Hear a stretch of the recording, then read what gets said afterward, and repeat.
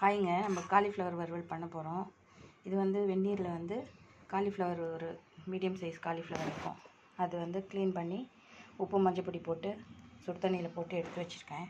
இதை அரைக்க வேண்டியது வந்து மிளகு, சோம்பு, பச்சை மிளகாய், தேங்காய் இதெல்லாம் அரைக்கிறோம்.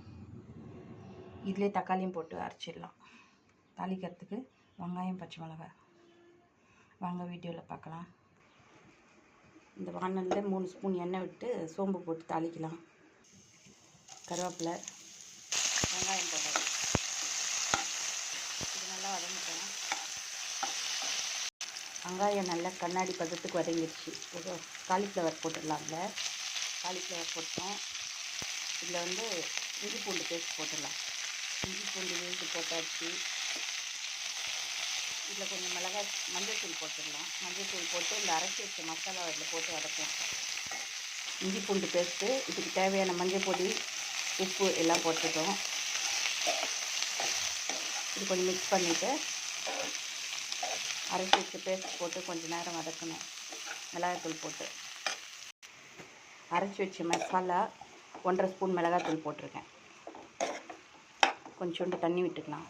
காலிஃப்ளவர் வேகிறதுக்கு மசாலா காலிஃப்ளவரோடு ஒட்டி நல்லா திக்னஸாக வறுவல் மாதிரி.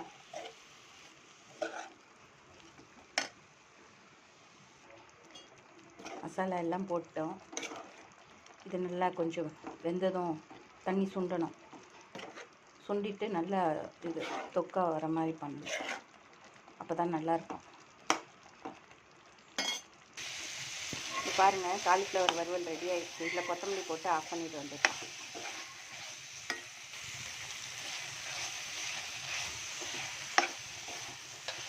காலிஃப்ளவர் வறுவல் ரெடி. அம்லி கிச்சனில் நான் போடுற வீடியோஸில் உங்களுக்கு பிடிச்சிருந்தா சப்ஸ்கிரைப் பண்ணுங்கள், ஷேர் பண்ணுங்கள், பெல் பட்டன் அமுத்துங்க, கமெண்ட் பண்ணுங்கள். ஓகே, பாய். அடுத்த வீடியோவில் பார்க்கலாம்.